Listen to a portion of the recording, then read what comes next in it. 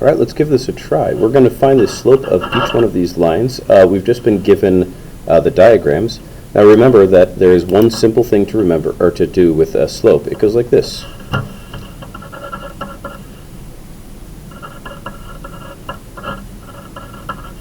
Or if you prefer, you could think of it as how much up and how much to the right. So with this in mind, we're going to begin our drawings. I'm just going to take a look at each one of these points and find out how much it takes to go from the left side to the right side. So up 1 over 2, the slope is therefore 1 over 2. Here, my slope is up 2, and it appears to be over 5, so my slope is 2 over 5. On this problem, once again, I'm going to just figure out how far it takes to get from the leftmost one to the right side. So it goes up 2 and right 1. So my slope is 2 over 1. Now in this case, we do have a small thing that we can adjust. 2 over 1 is a perfectly good number, but it is like 2 divided by 1, which is just 2. So I can write it simpler as m is 2. On the next one, same thing. We're going to go up and we're going to go over. 2, 3, 4, up 5 over 2. Okay. And we can continue this process. Here we have up 1, 2, 3, 4, 5. 1, 2, 3, 4, 5. So my slope is m is 5 over 5. And I notice that those numbers are the same. That tells me that there's something I can use here, and 5 divided by 5 is just 1. So my slope is 1. 1, 2, 3, 4. 1, 2, 3. So my slope must be 4, up 4 over 3. And if I continue this process, I go up 1 over 1, 2, 3, 4, 5, 6, counting carefully.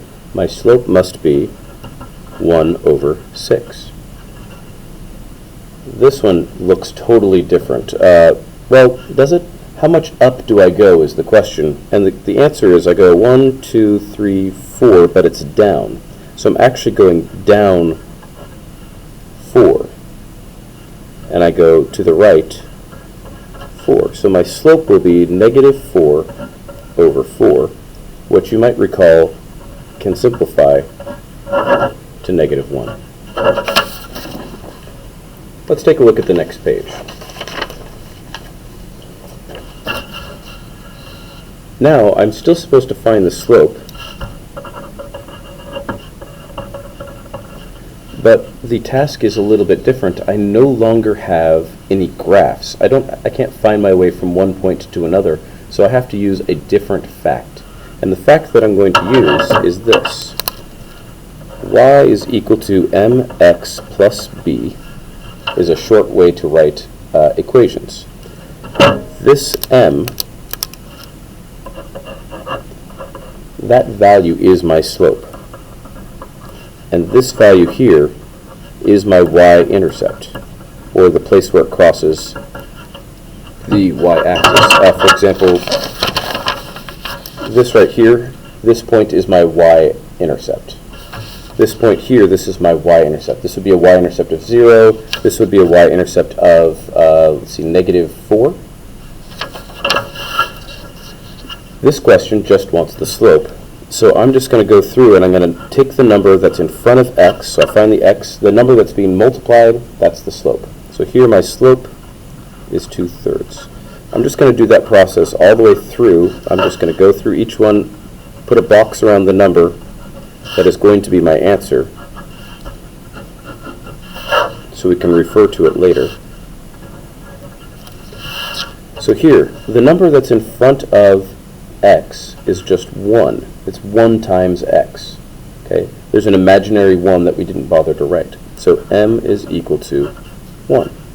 Here, the number that is being multiplied to x is negative 2, so my slope is negative 2. The number being multiplied by x in this equation is 3, so m equals 3. The number multiplied by x in this is m is negative 5 divided by 3. Here, the slope that I'm looking for is m is negative 5. Here, the number multiplied by x is negative 8. Okay. And here, this tells me that my slope is negative. Oh, and it's just like this one up here where there's no number out in front. When it's negative x, your slope is negative 1.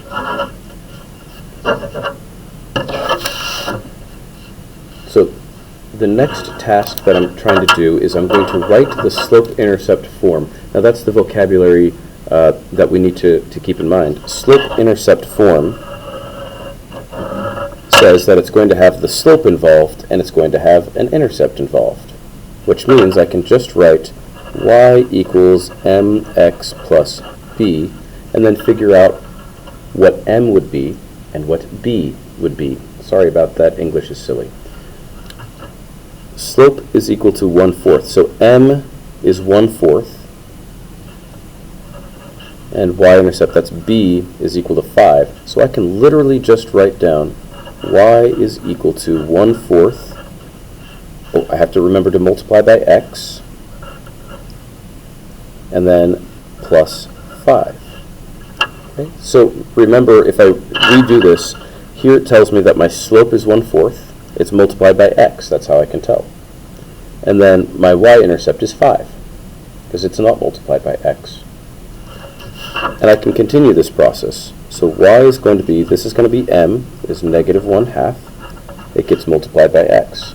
The y-intercept does not. It will be negative 2. Oh, that looks a little weird, doesn't it? So we can shorten this. We could write it as parentheses, or we could say y is equal to negative 1/2 x minus 2, and that actually means exactly the same thing. Okay, so you could write this to follow the form of it, but then simplify it so plus a negative is the same thing as subtracting. Here we have slope is negative 3, so y is equal to negative 3x. My y-intercept is negative 1, so I could just do plus a negative 1, but that looks a little weird, so I'm going to simplify it. Adding a negative is the same thing as subtracting.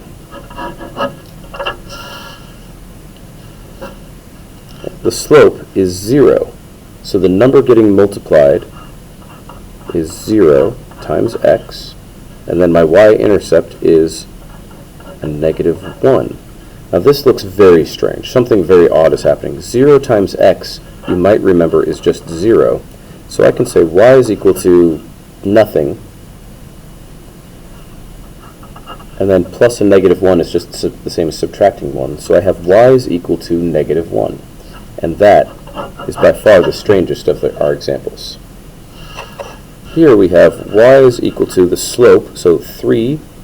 So remember we're doing mx. So m is 3. Then just copy the x because it's getting multiplied. And then we're going to do plus 4 because b is my y-intercept.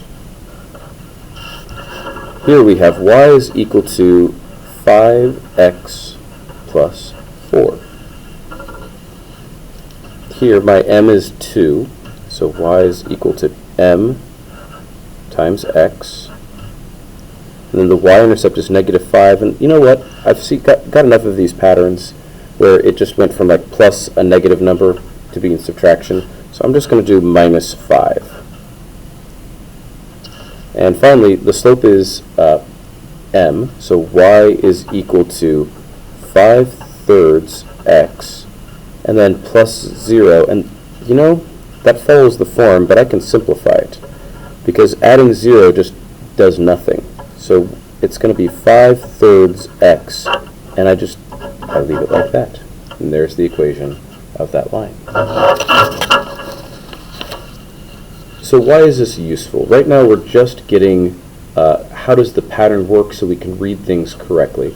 Now we're going to use that pattern to make our lives a little bit easier, we're going to remember that this is the slope that tells me the, let's see, y is equal to slope multiplied by x plus the y-intercept.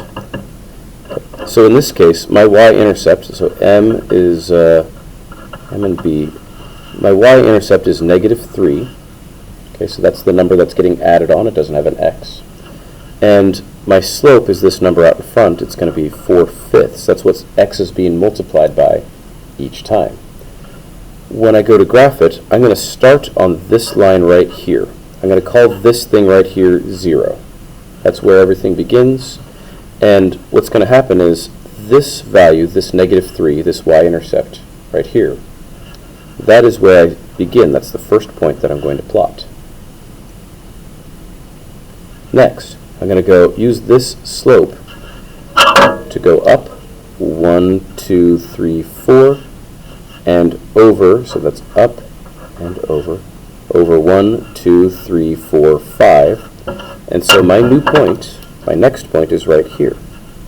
Okay. If you're curious, you can actually go backwards, so left and down. 1, 2, 3, 4, 5, 1, 2, 3, 4. And that point should also be on a straight line. I'm going to use a straight edge.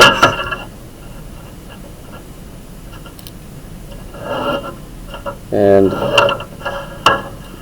there's the line that I'm looking for. It should just be one line, sorry. Let's try this out. Here I have a slope of 2/3, and I have a y-intercept, so there's my slope, and there's my y-intercept. So it always assumes that the y-intercept is plus this number. So right above it, I'm going to do y is equal to mx plus b. So I start at -2, down 2.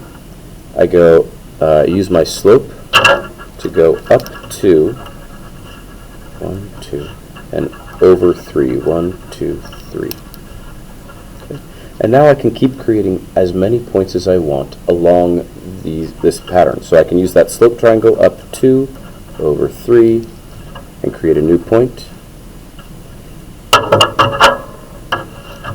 And using 3 points is nice because it sort of simplifies some of your mistakes.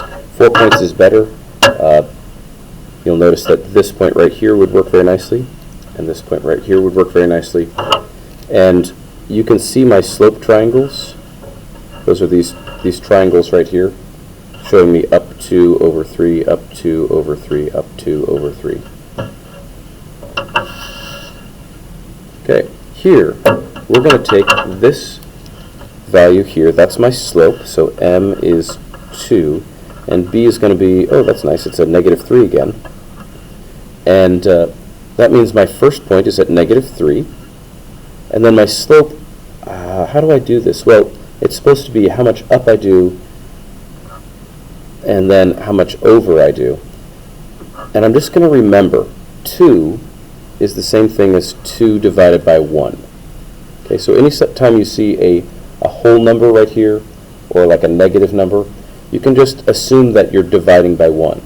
Because it's telling us that every time I go over 1, I go up 2. So every time I go right 1, I go up 2. So every time I go right 1, I go up 2. Now, you might be saying, hey, hold on, wasn't it supposed to be going up every single time? You're actually right. That is correct. It should go up 2 over 1, and we ended up at the same point anyways. So up 2 over 1, up 2 over 1. And now I've got a nice set of points to work with. And there we go. I've got my graph. Do remember to continue that graph all the way to the edge of the graph area as best you can. Here, same thing. We've got m will be 3 over 5. B will be -3. That seems to be very popular for us. So -3 is my original point. It's the 0 point. Okay. And then I go up 3. 1, 2, 3, and over 5. 1, 2, 3, 4, 5. That gives me another point to work with. And you can see my slope triangle formed by the line. That's a pretty good graph. It looks like it might be just a touch off. So 1, 2, 3, 4, 5, 1, 2, 3. Yeah, it should have been going right through this point. I would accept that on a test.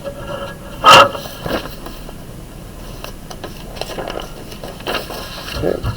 So I'm going to do these next couple relatively quickly, and you should be able to see your answers. So the slope is 4/3. I start at 3, so up 3, and then I'm going to go up 4.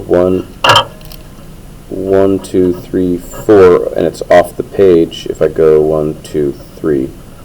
So I would have a point right about there. I don't want to use that because I don't trust this height.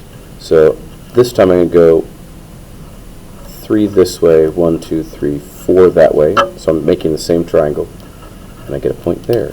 1, 2, 3, 1, 2, 3, 4.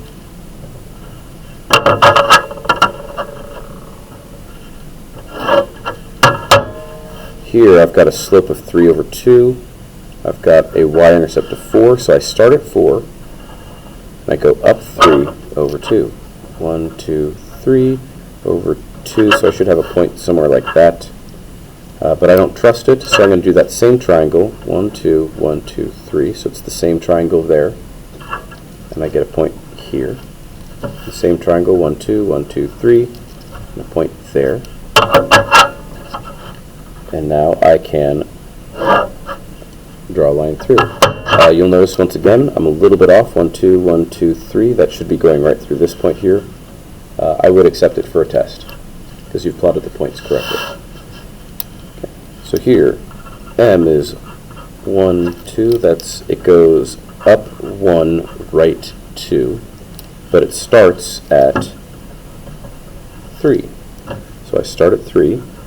So 1, 2, 3, and I go up 1/2, up 1/2,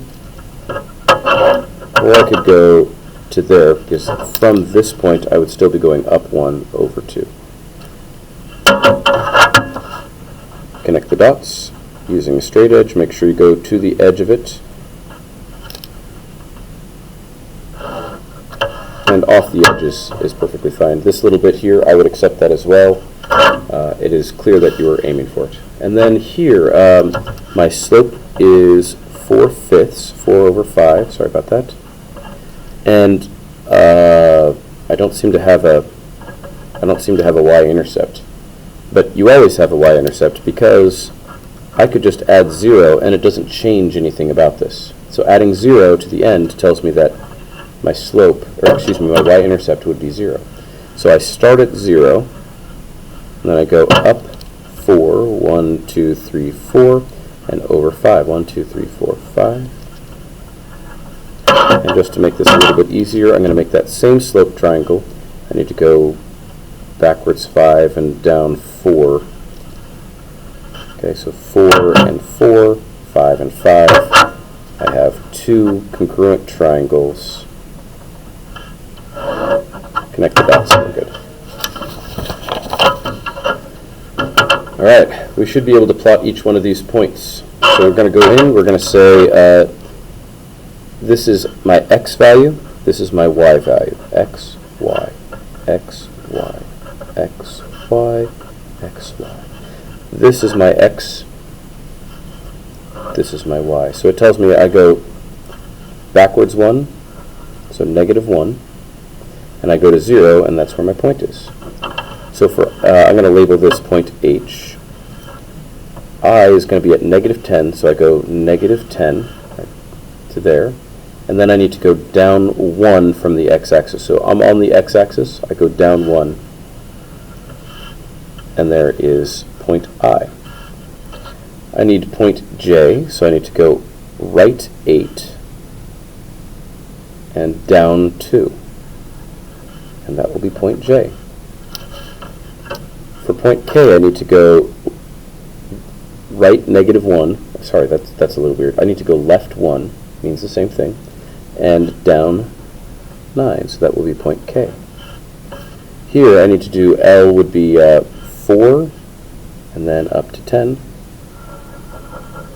and there's point L.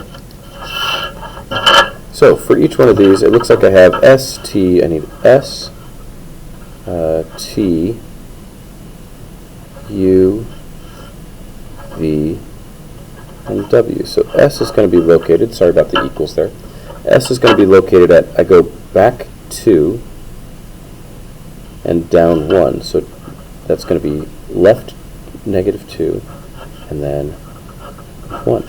Now a thing that you might notice, if you're trying to do a shortcut here, up here this is, the X's are positives and the Y's are positives, up in this fourth of the graph. Over here the X's are all negatives, but the Y's are all positives.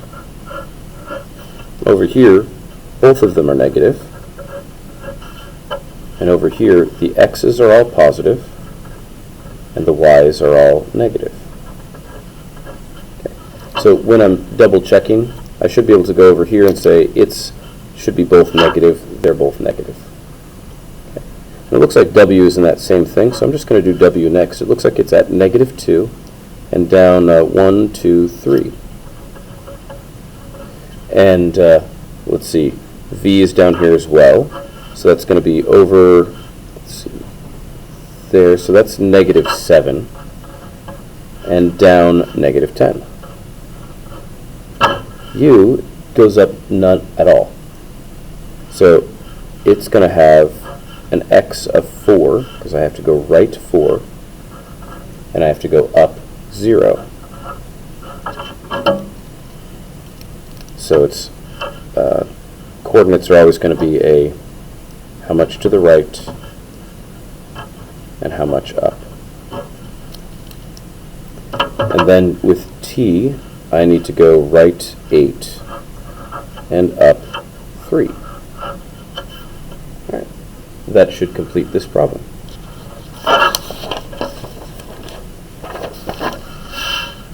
There's a few more things that we should do here. So we're going to practice multiplying with fractions right now. And in order to multiply with fractions, this is the nice one. So this product, that means multiply. Okay, so product means multiply. And the nice thing about multiplying fractions is you don't have to worry about the denominator, the bottom one, being the same. Okay, so I can say that this whole thing is the same thing as saying -6 times -3 divided by 5 times 2. Okay. Now you'll notice that the negative followed the top part. Okay, so the negative is really on the top, and here the negative is really on the top. That is a useful way to keep track of things. So in my next step, I can just say, well, -6 times -3, that follows the negative times negative. So 6 times 3 is 18. Because they're both negative, it becomes a positive number.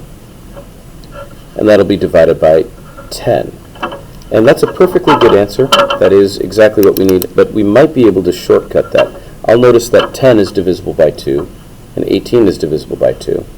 So 2 times 9 and 2 times 5, which allows me to simplify and say those 2's can cancel, and it's just 9 over 5 is my answer. If you prefer using a calculator for this, you'll find that the answer is, what would that be, 1.8. So here we've got a -1/2 times a -13. This is the same thing as -1, remember the negative follows the top, multiplied by -13. Okay, so remember the trick is that the negative follows the top. And then we can have 2 times 9. This is a much easier problem because now I can just do 1 times 13 is 13. It's a negative times a negative, so it becomes positive. And on the bottom I have 2 times 9, so my answer is 13 over 18. Now you might not like leaving it as a fraction like this, but if you think of it as a slope instead, it's telling us that you go up 13 and right 18. All right, let's get a little bit trickier. We've got -2 times 3/2. So -2 is the same thing as negative 2 over 1 times like that. And the parentheses just mean that you're multiplying. Alright, so I took the negative 2. It's because it looks like a whole number, right?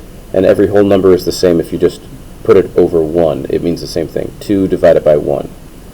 Now, we're going to multiply like this. So I'm using that same trick where I mush it together. I'm going to go negative 2 times 3 over 1 times 2. And that is going to be equal to, let's see, 2 times 3 is 6. It's a negative times a positive, so it stays negative over 2. And now I do notice that 2 and 6, 2 goes into 6 nicely, right? 6 divided by 2 is 3. The top is negative, the bottom is positive, so it stays negative. And there we go. All right, on my next problem, I have negative 9 times negative 5 over 3. So use the same process as before, negative 9 over 1.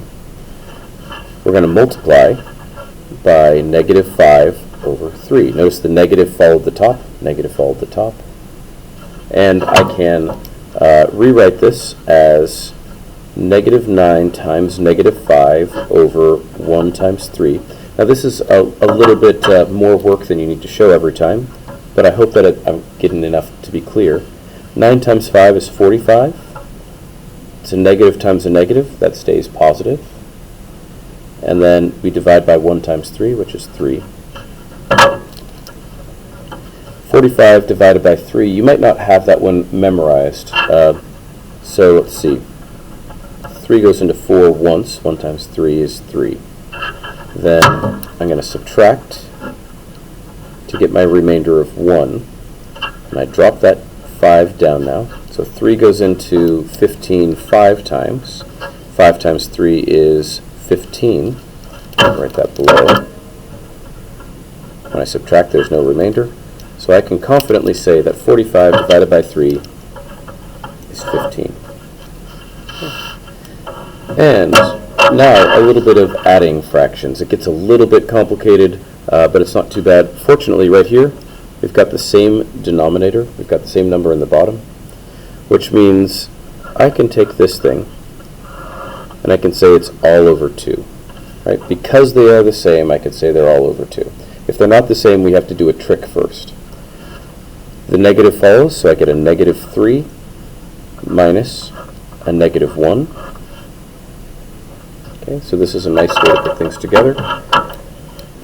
Now, a negative, if I'm doing a negative 3 minus a negative 1, you might have a mental trick for that. I prefer to say, well, if I'm subtracting a negative number, it's the same thing as adding a positive number, which means I have negative 3 plus 1 over 2. Negative 3 plus 1 is negative 2. And I keep the over 2. Finally, I did notice that negative 2 and 2 are almost the same number. So 2 divided by 2 is 1. And because it's a negative divided by a positive, it stays negative. And we're good. Here, I've got 1 plus negative 2 sevenths. Just to make this look more like a proper thing, I'm going to go, that's 7 over 7. Now, 7 over 7, like 7 divided by 7, is 1. Okay? This thing simplifies to 1. I made it look worse because this way, I now have the same as before. The bottom, the denominator, is the same, which allows me to use this exact same process all over again. I can say it's all over 7. The top combines like that. 7 plus a negative 2. I can say, okay, I don't like 7 plus a negative 2 very much. That's the same thing as 7 minus 2. And keep the denominator the same. You'll notice it doesn't change anywhere through here now. And then I can say, well, 7 minus 2 is 5 over 7. And there we go. That's my answer. Now I've got denominators that aren't the same. This is a little bit frustrating. What I'm going to do is I'm going to say, look, 6 and 2, 2 is the same thing as 6 is the same thing as 2 times 3. So I'm going to write this as 1 over 6 minus negative 3 times 3 over 2 times 3. Now, that looks much worse, but there's a reason for it, and what's going to happen is 3 times 3 is 9, 2 times 3 is 6, and now this looks a lot like the first problem that I did like this. Okay? So by choosing the value where 2 times 3 is going to become 6, so that the denominators are the same, it takes an extra step, but it makes it so I can combine using a pattern I already know. So from here, I'm going to say, okay, everything is going to be over 6 now. And I'm just going to take the top, so I'm going to say 1 is positive minus a negative 9. I'm going to remember the trick from before. Subtracting with a negative is the same thing as adding a positive. So I can say 1 plus 9 is 6. And last but not least, 1 plus 9 is 10 over 6. Oh, maybe it's not but least, because I noticed that 10 and 6 are both even numbers. They're both divisible by 2, which allows me to say this is the same thing as 2 times 5, and that's the same thing as 2 times 3. Those 2's will cancel because I've got the same number multiplied, top and bottom. So my answer is 5 over 3. And again, you may not like this as a fraction. You might prefer to go as a decimal. You'll find that this is 1.6 repeating. It goes on forever and ever. But if you think of it instead as up 5 over 3, that works out pretty well. All right, worst problem of the entire set. The denominators are different. That bottom number is different. And I don't know a number that I can multiply 5 to get to 8. So here's what we're going to do. We're going to make a big mess of it. We're going to take this one. We're going to do 8 and multiply it by 5. If I do it to the bottom, I have to do it to the top. So the top is also multiplied by 5. Then, over here, I'm going to take this and I'm going to multiply it by 8. Now, the reason for this looks like it's because I hate the world and everything in it. But instead, I want you to remember that last time, things turned out well. Okay, so we're going to use a similar trick from before. 5 times 3 is 15. 5 times 8 is 40. 5 times 1 is 5. And 5 times 8 is 40. And you can see that bottom is the same now. So the denominators are the same, which means I can use my old trick. All I did was I took the denominators from the beginning and I multiplied them together. Okay, so this 3/8 is the same thing as 1540, or 15 over 40. Now, from here, it's the same thing. I can just say it's all over 40. And I just take that 15 minus a negative 5. On the next line, I can say, I don't like the plus, the minus and negative, so I'm going to make it a plus, a positive. It means the same thing. It's a nice trick. 5 plus 15 is 20 over 40. Ooh, I noticed that I've got 2 times 10. So 2 times 10 over 4 times 10. And those 10s can cancel out, and I just get a very nice 2 over 4. Oh, I can do that again. I might have noticed this the first time. This is 2 times 1, and that's 2 times 2. The 2's cancel, and we end up with 1/2 as our solution. Sorry about that. I hope this walkthrough has been helpful, and I hope that you've taken some good notes.